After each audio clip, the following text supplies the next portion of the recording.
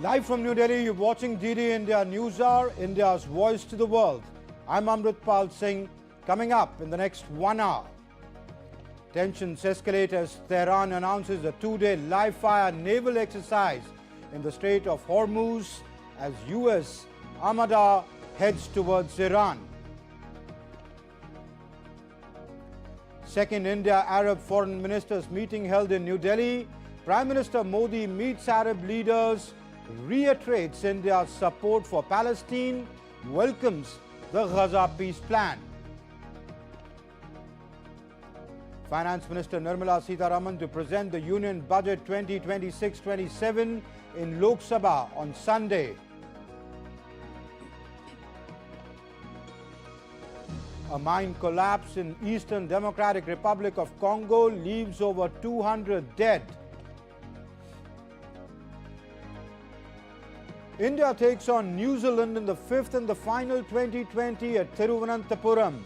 Last chance for both teams to prep up before the 2020 World Cup.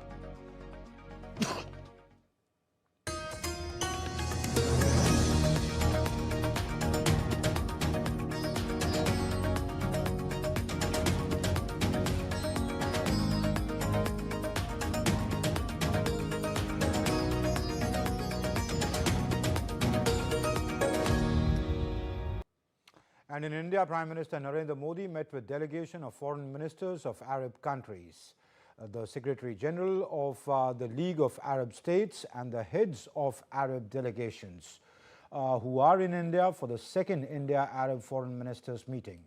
During the meeting, the Prime Minister highlighted deep and historic people-to-people ties between India and the Arab world, which have continued to inspire and strengthen relations over the years. The Prime Minister outlined his vision for India-Arab partnership in the years ahead and reaffirmed India's commitment to further deepening cooperation in trade and investment, energy, technology, healthcare and other priority areas for mutual benefit. Prime Minister Modi reiterated India's continued support for the people of Palestine and welcomed the ongoing peace efforts, including the Gaza peace plan. He conveyed his appreciation for the important role played by the Arab League in supporting efforts towards regional peace and stability. And New Delhi hosted the second India-Arab foreign ministers meeting. The meeting was co-chaired by India and the UAE with participation of 22 Arab nations. External Affairs Minister Dr. S. Jaishankar addressed the opening session, where he stressed that resolving the conflict in Gaza is a top priority. The minister also underlined that conflicts in Sudan, Yemen, Lebanon and Libya also require collective regional and international attention. We meet at an important juncture where the global order is undergoing transformation for a variety of reasons. Nowhere is this more apparent than in West Asia or the Middle East, where the landscape itself has undergone a dramatic change in the last year. The situation in Gaza, in particular, has been the focus for the international community. Taking forward the comprehensive plan to end the Gaza conflict is today a widely shared priority. And highlighting the human dimension of the India-Arab ties, the External Affairs Minister noted that the region hosts one of the largest expatriate communities, making stability and cooperation a mutual necessity. India-Arab Cooperation Forum serves as a platform to give our positive sentiments a practical shape. It currently covers energy, environment, agriculture, tourism, human resource development, culture and education, amongst others.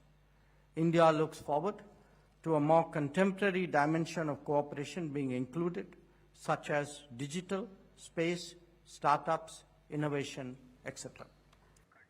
On the sidelines of the summit, India's External Affairs Minister Dr. Jaishankar met with the Foreign Minister of Oman, Badr al-Busaidi, in New Delhi on Saturday. Sharing details of the meeting in a social media post, Dr. Jaishankar said that the discussion between him and his Omani counterpart were focused on trade, critical minerals and regional developments.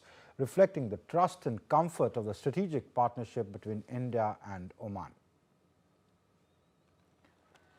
And Arab leaders participating in the second India-Arab Foreign Ministers meet said that India-Arab cooperation will be a win-win situation for both. Yemen's foreign vice minister said that India's civilizational links will boost cooperation and added that he was honored to meet Prime Minister Modi, deciding the meet should become a routine annual event between the two sides. The historical relations between India and the Arab world are long in history and very strong, whether in the economic side or in the educational or cultural, since hundreds of years. We were very happy and honored to meet with the Honorable Prime Minister this morning. We decided, according to his instructions, that this meeting should be routine and should be resumed not as something interrupted, but it has to be continuous every year between both sides. And DD India correspondent Akhilesh Suman spoke to the ambassador of Syria to India, Basham Saifuddin Al-Khattab, on the importance of the meeting. Listen in. Ambassador of Syria to India, Dr. Bassam Al-Khatib is here with me at the time of India-Arab Foreign Ministers meeting. Excellency, how do you think about India-Arab Foreign Ministers meeting? It's a question of long-standing process, a history that starts the 3rd millennium BC, a good future on the basis of strategic partnerships between India and many Arab countries, many potential ways and capacities of cooperation. So we are talking how to build a very good future for both peoples in both sides.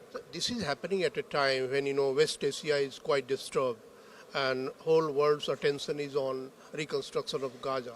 How do you think India can contribute in this? Well, both sides should understand that history should be respected. We have been all together in history. Present should be analyzed. We should be good friends as we have been all the time. Future should be built on the basis of good cooperation. Yes, changes in the region are well known, but this is not important if you have your real brotherhood and real cooperation in your interest to build a good future. We are going towards the future. We expect India to be with us, a member of the family. Okay, Excellency, thank you so much. So India is with the whole peace in Middle East, and that is why External Affairs Minister Dr. Jaishankar said that the topmost priority today is peace in Gaza. Akhilesh Suman with camera person Visubandhu in Delhi. India's Commerce and Industry Minister Piyush Goyal has said that India-EU FTA will open up comprehensive, multifarious dimension between both the blocs, India and the EU bloc. Listen in. FTA is not only about trade in goods and services. An FTA provides stability, predictability, clarity in engagement between two countries. It gives opportunities for mobility. And we have a commitment in the FTA that all our students, we have 1,21,000 students today, we expect that to grow. We'll get a 9-month work visa in which they can find work and then legally work in the European Union.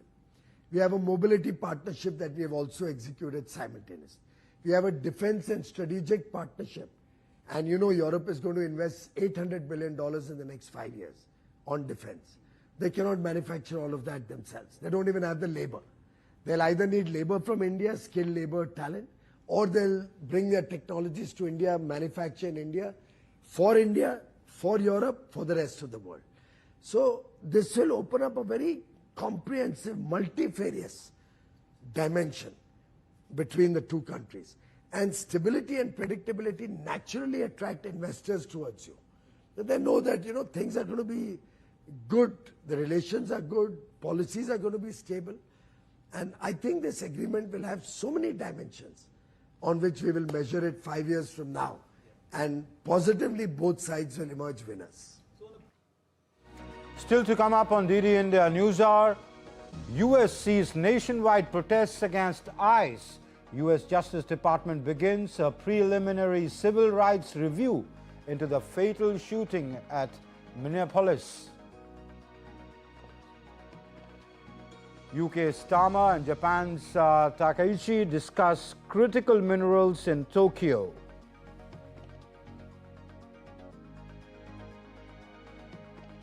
India sends Bailey bridges to Sri Lanka as part of ongoing humanitarian assistance to the island nation.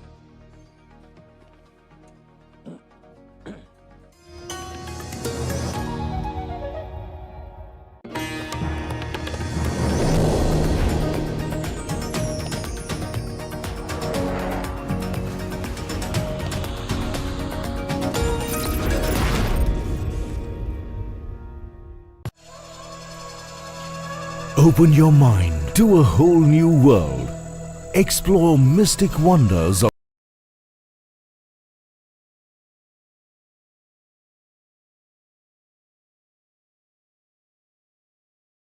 nature in the forests.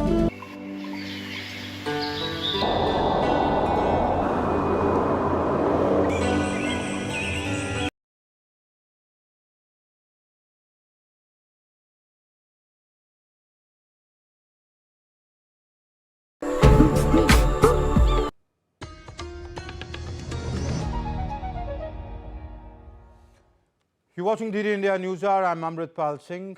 Well, let's talk about protests in the United States. Across the United States, anger is spilling onto the streets as protests intensify against immigration and customs enforcement. Demonstrations have erupted in multiple cities across the length and breadth of the United States following the fatal shooting of 2 U.S. citizens during a federal immigration operations in Minneapolis. The incidents have triggered nationwide outrage, renewed scrutiny of ICE tactics, and urgent calls for accountability. More in this report. Tensions are running high across the United States as mass protests against immigration and custom enforcement have swept the nation. Demonstrators are reacting to 2 fatal shootings in Minneapolis this month involving federal immigration agents' deaths that have sparked widespread outrage and calls for accountability. In Minneapolis, thousands of residents have taken to the street amid bitter winter conditions, demanding the withdrawal of federal agents and end to the aggressive enforcement tactics. The demonstrations are part of broader nationwide strike and protest movement that has linked arms with labor unions, student groups, and civil rights activists. While in Minnesota, the deaths have galvanized resistance not just on the street but within communities, with grassroots groups organizing ICE monitoring efforts and pressing for systematic reform. I came here to show support for the good people of Minneapolis who are basically standing up to growing authoritarianism, a fascist government.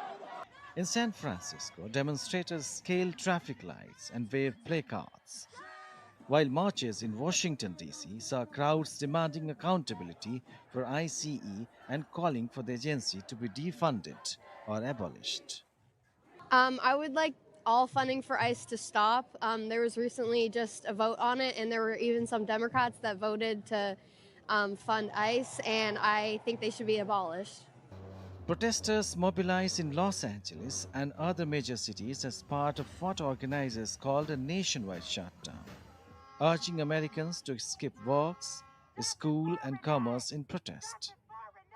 As the nation grapples with mass protest, U.S. Justice Department has opened a preliminary civil rights investigation into pretty scaling, with Deputy Attorney General Todd Ballance calling the incident tragic and promising a full review as public pressure mounts for transparency and justice. I know there's been a lot of discussion among the media around that, but just think about what that means. All that means is that DHS, as the Secretary has said, is conducting an investigation, as they should and as they do every time there's a tragic event like this. And the FBI, in their role, which is a separate role from DHS, is also looking into it and conducting an investigation. As protests continue, the nation remains on edge, with demonstrators vying to keep up the pressure until answers and accountability are delivered. Bureau Report, DD India. Over 200 people are confirmed dead after a deadly collapse at the Rubaya coltan mine in Eastern Democratic Republic of Congo. The collapse of the mine, though, occurred on Wednesday this week at the Rubaya mine, which is a major source of coltan used in mobile phones, computers and aerospace components, but the death toll is going up. An advisor to the rebel-appointed provincial governor confirmed that at least 227 deaths have been confirmed so far. Just to note, Rubaya produces nearly 15% of the world's coltan. UK Prime Minister Keir Starmer met with Japanese Prime Minister Sanae Takaichi in Tokyo on Saturday, marking the final leg of his East Asia visit. Following bilateral talks, both leaders understood plans for the UK and Japan to cooperate on diversifying supply chains for in-demand critical minerals. During the meeting, Prime Minister Starmer expressed his desire for a free and open Indo-Pacific. Both proud trading nations, so we have a clear interest in maintaining free and predictable trade and a free and open Indo-Pacific to ensure our businesses can thrive in a turbulent world. So we're going to work together to support the institutions which help to provide the stability and predictability that our countries need to flourish. That includes expanding the CPTPP and deepening its cooperation with the EU. And it includes building more diversified supply chains in key areas such as critical minerals. In Bangladesh, a sharp institutional standoff has emerged ahead of the February 12th general election and the referendum.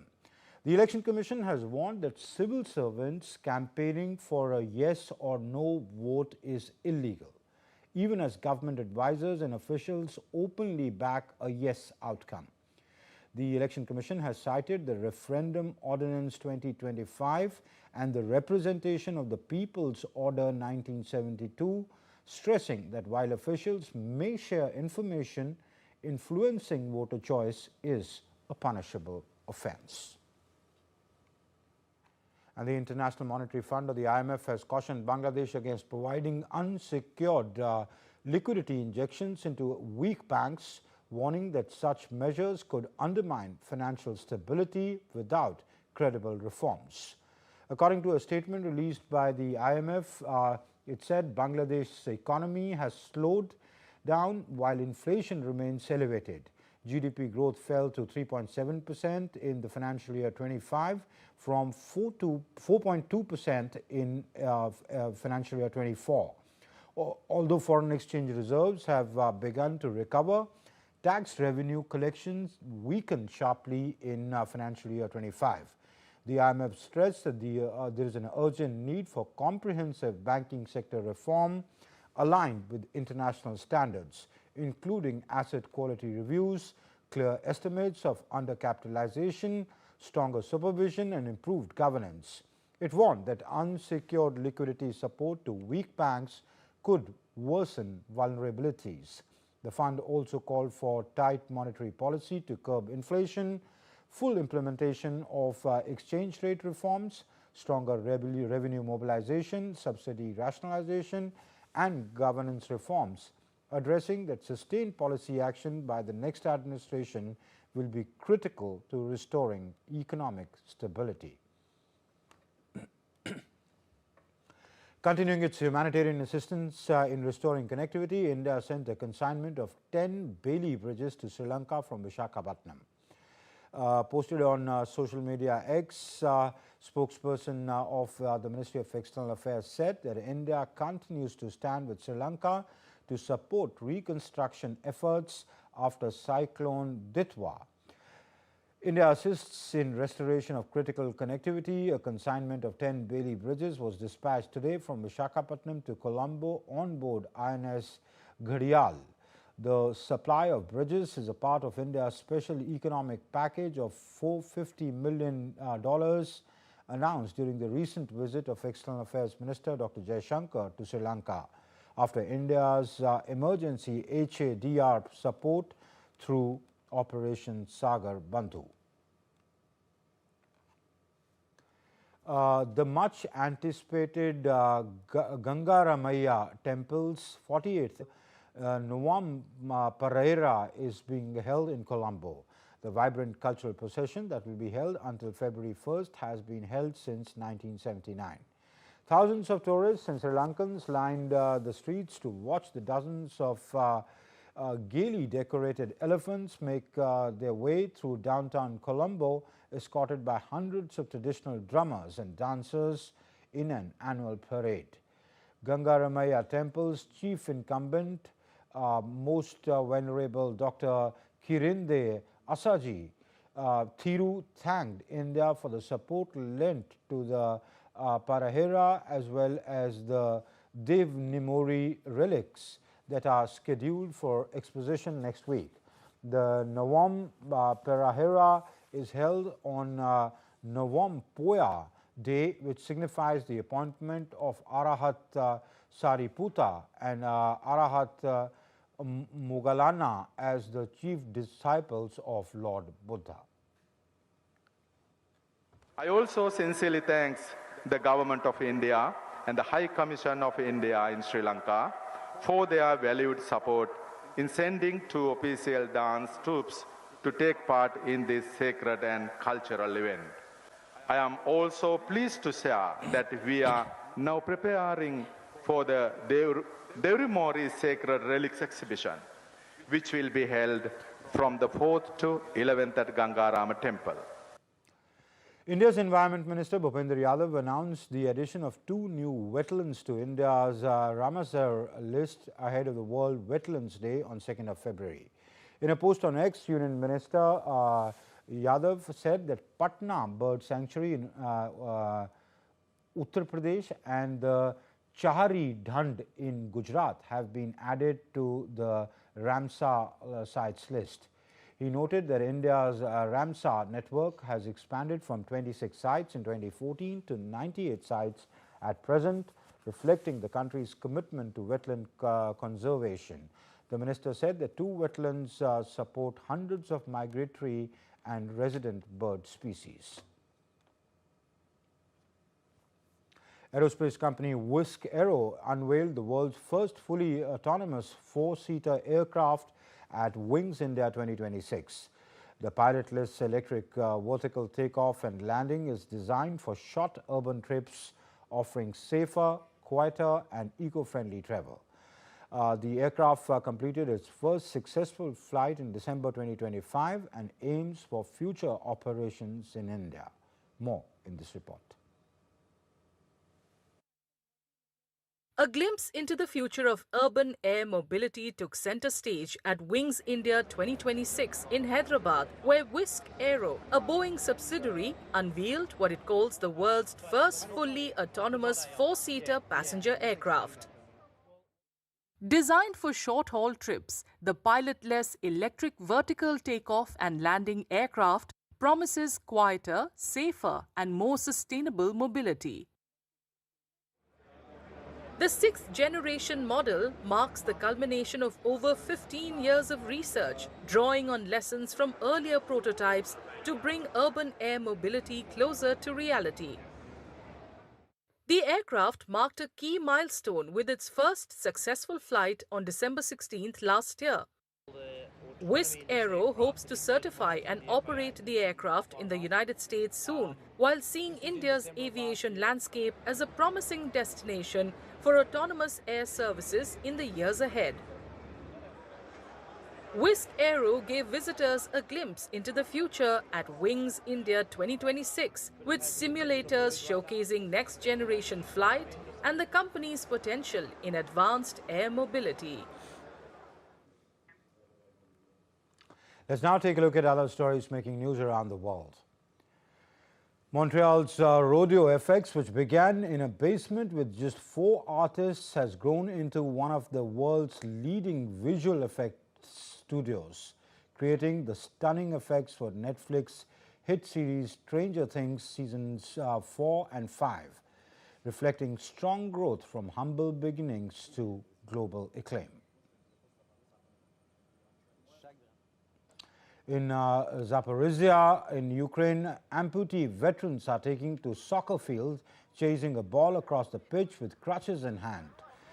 The team, formed in 2025, meets 3 times a week, providing its members with friendship, purpose and a chance to come together through sport. Persistent freezing temperatures across Germany have frozen many lakes, including the country's largest inland lake, Müritz, in Mecklenburg, western Pomerania, while Berlin, smaller frozen waterways in areas such as Kreuzberg have become popular winter sports spots. And still to come up on DD India News Hour, as US warships head to West Asia, we discuss the reason for renewed escalation of tensions in the region with a special guest on the show.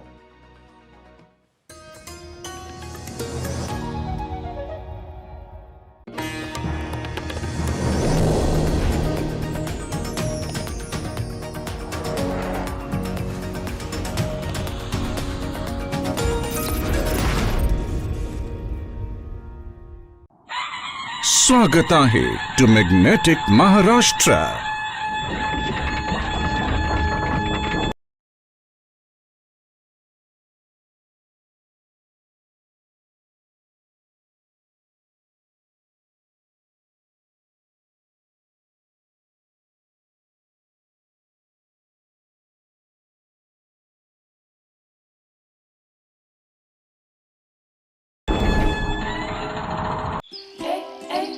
One of India's newest states. One of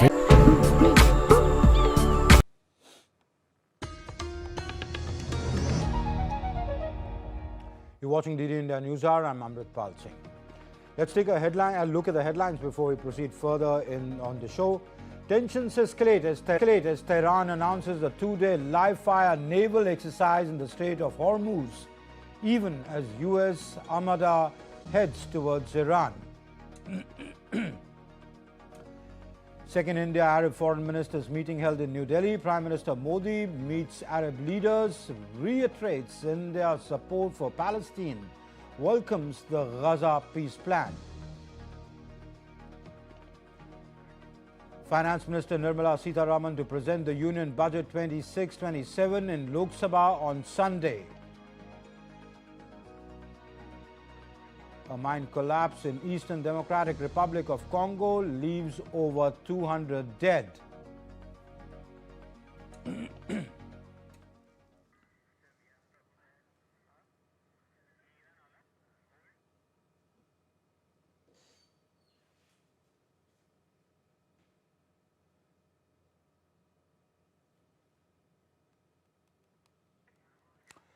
So the Americans are heading towards their bases in West Asia.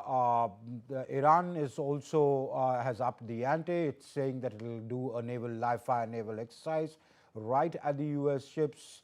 Barbs have been traded, but there have been some conciliatory statements that have been made. To understand all that, what is really happening and transpiring, why these renewed escalation of tensions in West Asia, I'm joined by Prabhu Dayal, former senior diplomat, to tell us about, to put in context for us the rising geopolitical tensions in the region. Ambassador Dayal, can I have Ambassador Dayal on the screen, please? Yes, I can see him. Ambassador Dayal, thank you very much for being on the show. Straight away, the question, why this renewed escalation in tensions, or is it a continuation of, the tensions which had subsided just for a little while? Well, Bharat Parv, first of all, thanks for having me on your show.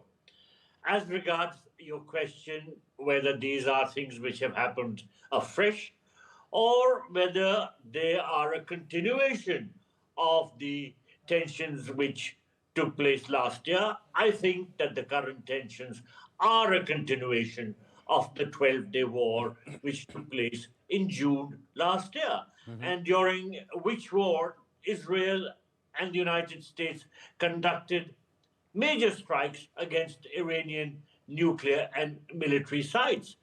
So if you recall, a ceasefire was reached in June, but regional stability remained fragile. And now tensions are again fueled by a violent crackdown on nationwide anti-government protests that began in December 2025. So, as I see it, the chances of a direct military escalation between the US and Iran are currently at the highest point in years. Now, let me also mention that some Western sources have described a military strike by the US against Iran as virtually certain. They say that this strike is not a matter of if, it's only a matter of when. The timing is important. Now, these sources say that the primary goal would be an unprecedented blow to weaken or even make the Iranian government's structure collapse, target the IRGC command centers, the missile sites, and the nuclear facilities. Now, as you said during your introductory remarks, President Trump has deployed a massive armada led by the aircraft carrier USS Abraham Lincoln. And this is all to the Arabian Sea. But that's heading towards the Gulf of Hormuz and into the sea, which the sea waters which border Iran. So it'll be positioned there. And he has said that the fleet will act with speed and violence if a deal is not reached. However, in response to the US buildup, Iran has announced 2 days of live fire naval exercises in the Strait of Hormuz. Now, Iranian officials have vowed an unprecedented and crushing response to any US attack. And they've said their finger is on the trigger. But on the other hand, the US Central Command, or the CENTCOM, has warned that it will not tolerate unsafe maneuvers near its warships. Therefore, I think we are in a very dangerous situation, and we will be stumbling towards increased destabilization in the Middle East if a US military attack on Iran takes place. But there are, Ambassador, undoubtedly this is a dangerous situation, but there are conciliatory voices also coming out of both camps. President Trump, when asked that, do you think the Iranians will make a deal, he says, yes, I think they will. The Iranians say, we are ready to talk to the Americans, but we will not talk under the shadow of threat. So even while this, military buildup is happening, there are indications that there is some back and forth happening between the two sides. The US administration has reportedly set an undisclosed deadline for Iran to return to the negotiating table. Now, as you mentioned, President Trump has said that Iran wants to make a deal. But frankly, no one knows what are the chances of securing this deal. Let me say that Trump has expressed confidence that Iran will make a deal. But Iran has publicly stated it will not negotiate while under direct military threat. Now, reports indicate that Iran is open to entering negotiations with the US, but the conditions which the US is demanding, that becomes a little problem, and Iran draws the line where these conditions are met, including, of course, the condition that Iran should relinquish its uranium enrichment program, as also its missile program. In fact, I wanted to come to this question. What is this negotiation or deal or this maneuvering all about? Is it about the nuclear program? Is it about the ballistic missiles program? Is it about a change of the clerical leadership? Is it about democracy? Because Trump says a lot of things in the same breath. He said, well, 837 people have been executed. On the other hand, he says, if a deal is not reached on the nuclear enrichment program, then there will be military intervention. What are the goalposts here? What are the Americans or the West trying to do here? Well, I think they're trying to achieve different objectives and hoping that they succeed in doing so as regards as many objectives as possible. First of all, they do want a dismantling of the Iranian nuclear program because Israel, which is so closely allied with the United States, Israel feels that the Iranian nuclear program would be a massive threat to it. And of course, the US also doesn't want a nuclear-armed Iran. Similarly, Iran's ability to use missiles to strike even distant targets is becoming a cause of alarm. There are reports that Iran has tested missiles which can strike targets as far away as 2,000 kilometers. And the reports are that perhaps it is testing missiles which have even a longer range to strike. Now, this is a cause of concern to the West, particularly to the United States and its ally, Israel. So the other Western partners are also joining in trying to put down the Iranian nuclear program. And in fact, some of the Western countries have labeled the IRGC as a terrorist organization. Now, there is also a sort of closely held desire within the US establishment to topple the regime.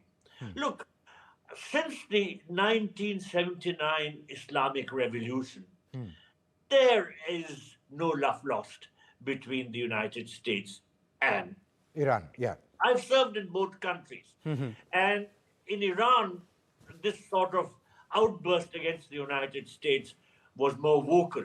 Whenever there would be any protests or demonstrations, you would hear people shouting, "Death to America." And at the same time, there were cries of death to Israel. America was referred to as the Shaitan-e-Buzurg and Israel as the small Satan, the Shaitan-e-Kuchlu. In other words, there is deep suspicion for each other between the United States and Iran. And the United States would be quite happy to see this regime ousted. Of course, it's easier said than done because the Iranian regime is well entrenched and is supported by the armed Iranian Revolutionary Guard Corps. Iran is no Venezuela here. Yeah. So it's not like Venezuela. Everybody is beginning to think that the Iranian regime is going to be ousted, just like Maduro was pulled out from there, kidnapped and taken, is under imprisonment in the United States. The Iranian regime is not in the same league. It's not in the same kettle of fish. But nonetheless, I think we are facing a period of very severe tensions. And I think it wouldn't be wrong to say that these tensions have not shown signs of de-escalation. In fact, all signals are that these tensions are unfortunately escalating. Well, with the next few days would be something to watch very closely to see whether it escalates or some diplomatic scramble can be made to de-escalate it for the moment.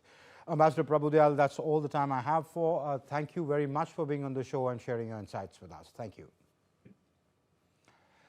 And moving on, the wife of some national news now, wife of late Nationalist Congress Party Chief Ajit Pawar and leader of the NCP Legislative Party, Sunetra Pawar, took oath as Deputy Chief Minister of Maharashtra on Saturday.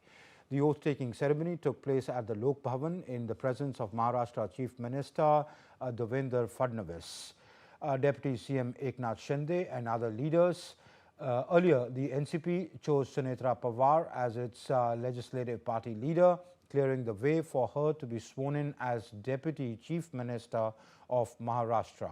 The Deputy CM post fell vacant following the sudden death of Ajit Pawar in a plane crash on Wednesday in Baramati in Maharashtra.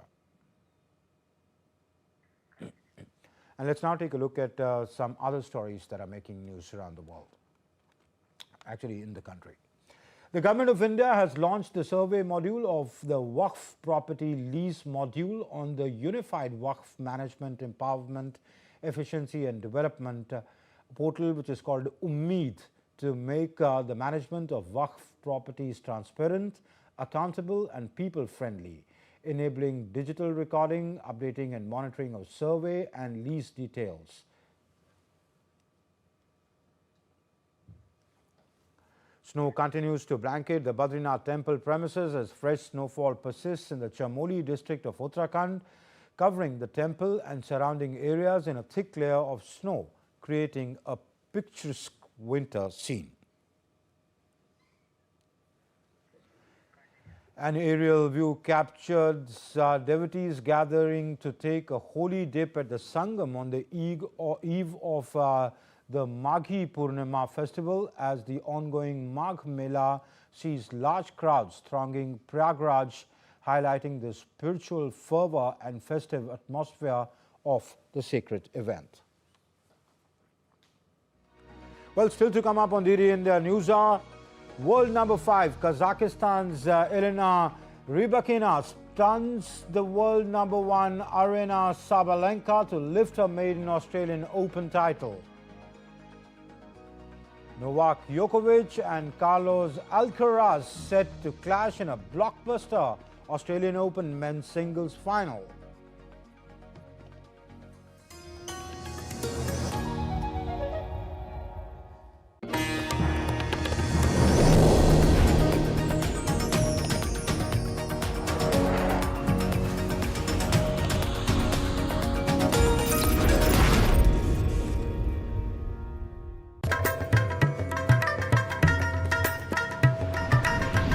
Welcome to Jharkhand, the land of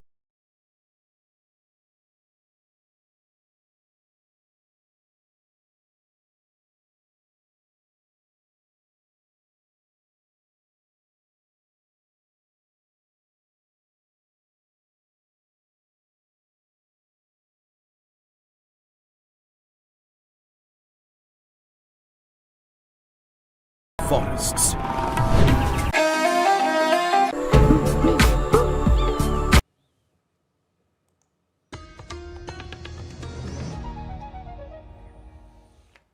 You're watching DD India News Hour. I'm Amritpal Singh. Well, India's Minister of Finance and Corporate Affairs, Nirmala Sitharaman, is scheduled to table the Union Budget 2026-27 on Sunday in the Lok Sabha. This will be the 9th consecutive budget to be tabled by Nirmala Sitharaman in her capacity as Union Finance Minister. Earlier, the Finance Minister had tabled the Economic Survey 2025-26 in Parliament on January 29th. The survey acts as a policy guideline document for the budget. Budget 26-27 comes with lots of expectations, as India is now the 4th largest economy, which is growing by leaps and bounds, along with lots of volatility in the global geopolitical and economic situation.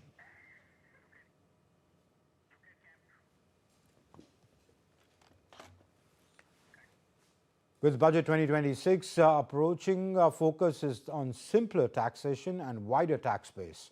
Previous budgets have focused heavily on reducing direct taxes for individuals and corporations to boost disposable income, consumption and corporate investment.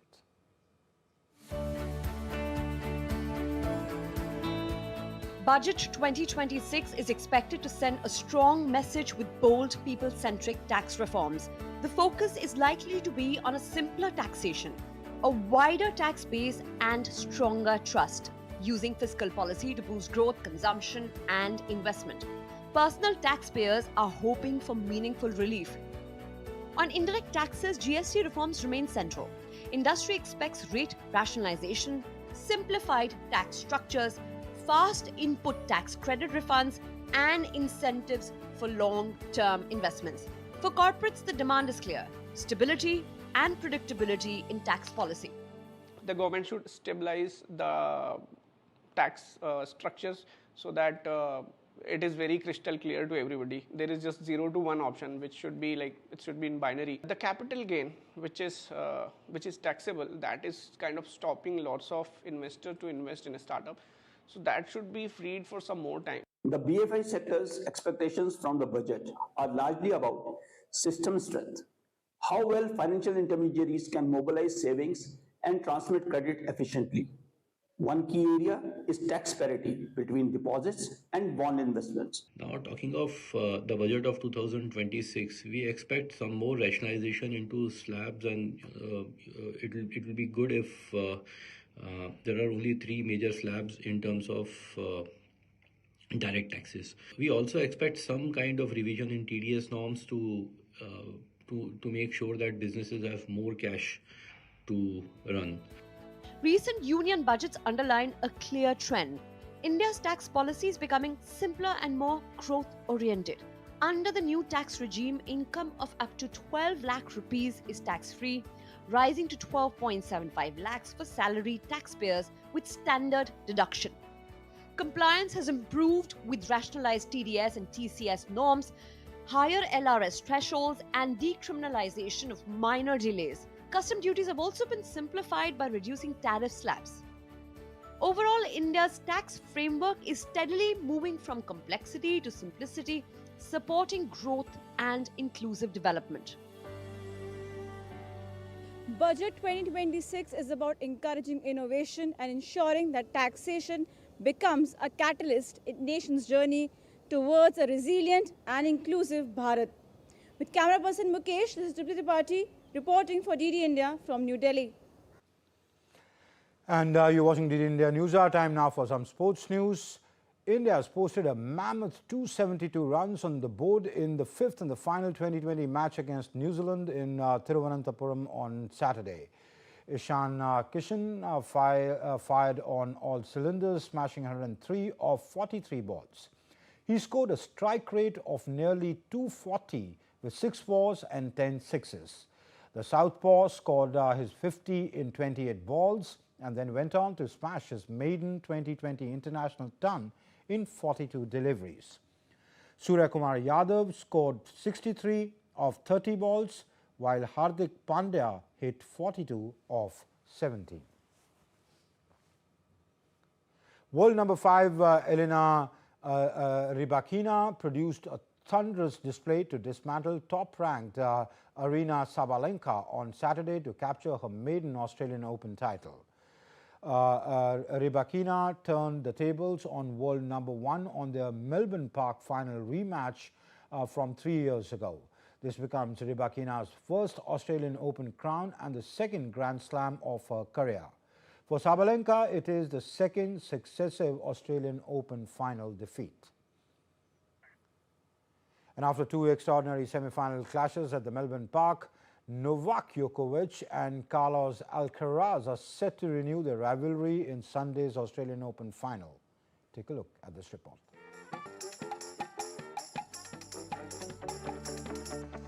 Separated by 16 years, Novak Djokovic and Carlos Alcaraz arrive at the Australian Open final, chasing very different pieces of history. For Alcaraz, the 22-year-old world number 1 on Sunday represents a chance to become the youngest player to complete the career Grand Slam. Standing in his way is Djokovic, the 38-year-old most decorated Grand Slam champions in men's tennis history, who is bidding to win a record-extending 25th major and become the oldest Australian Open champion. Both players earned their place in the final through sheer endurance. Alcaraz survived the longest semi-final in Australian Open history on Friday, battling past Alexander Zverev in a 5-hour and 27-minute marathon. Djokovic's path was no less dramatic. Facing 2-time defending champion Jannik Sinner, the Serbian produced what he later described as one of my best performances in the last decade or so, rallying to win a grueling 5-setter. Djokovic holds a narrow 5-4 lead in their head-to-head rivalry, including a 2-1 advantage on outdoor hard courts. Alcaraz, however, leads 3-2 in Grand Slam meetings and is unbeaten in Slam finals against Djokovic. Alcaraz's run to his maiden Australian Open final was routine through the first 5 rounds, defeating Adam Walton, Yannick Hoffmann, Corentin Moutet, Tommy Paul and Alex de Minaur all in straight sets before the epic semi-final struggle. Djokovic meanwhile navigated an unusual route, easing past early opponents before receiving a walkover from Jakub Mensik and a retirement from Lorenzo Musetti before seizing his second chance with a stunning win over Sinner. The pressure rests squarely on Alcaraz, who is chasing history and carrying the weight of a potential career Grand Slam. Djokovic, already a 10-time Australian Open champion, enters with nothing to prove and everything to gain. As Novak Djokovic and Alcaraz prepare to step onto Rod Laver Arena, destiny, history and rivalry are all very much in play. Meher Raj Singh Jessel report, DD India. A 6-day Bharat Parv 2026, which was held near Delhi's Red Fort, concluded on Saturday. DD India's Adamya Mishra brings us more. The 6-day Bharat Parv 2026, organized by India's Ministry of Tourism, concluded on Saturday at the lawns and Gyanpath in front of the Red Fort in New Delhi. It is annually organized as part of the Republic Day celebrations from January 26th to 31st. Vice President C.P. Radhakrishnan attended the closing ceremony. Bharat Parv is more than a festival. It is an experience, one that brings alive the timeless spirit of Mother Bharat. Each state and region telling its own story, yet all united by a shared civilizational ethos. This is the true strength of our nation. Unity in diversity, not a slogan, but as lived reality. That is the greatness of our nation. Bharat Parv also stands as a reflection of the vision of our Honorable Prime Minister Shriman Narendra Modi ji, who has consistently emphasized the importance of India's cultural heritage as a source of national pride, social cohesion, and economic opportunity. Bharat Parv showcased India's rich cultural and creative heritage through Republic Day tableaus, performances by armed forces bands, and cultural presentations by North Zonal cultural centers, states, and union territories, along with Delhi-based cultural groups. The festival also featured a pan-India food court, handicrafts and handloom bazaar, pavilions of central ministries and state governments, along with interactive activities such as studio kitchen sessions, Nukkad Nataks and DIY workshops. Bharat Parv 2026 witnessed an overwhelming public response, drawing an estimated 35,000 to 40,000 visitors per day. This year's theme resonated with the constitutional spirit of unity in diversity and people's participation, while commemorating 150 years of Vande Mataram, the iconic song that inspired India's freedom movement and continues to symbolize unity, cultural pride, and love for the motherland. At its core, the annual Bharat Parv is a reminder that India's strength lies not only in its institutions, but in its people and their traditions. Adamya Mishra's report for DD India. And that's it in this edition of DD India News Hub. But do let us know your thoughts on the news of the day. For those on the go, you can get all the latest news and updates from India and across the world on DD India's mobile app. The app is available both on Android and iOS platforms. Scan the QR codes that you see on your screen to download now. We'll be back with more news as it breaks here on DD India. I'm Amritpal Singh from my entire team here in Delhi. Thank you for watching DD India News Hub. Bye-bye.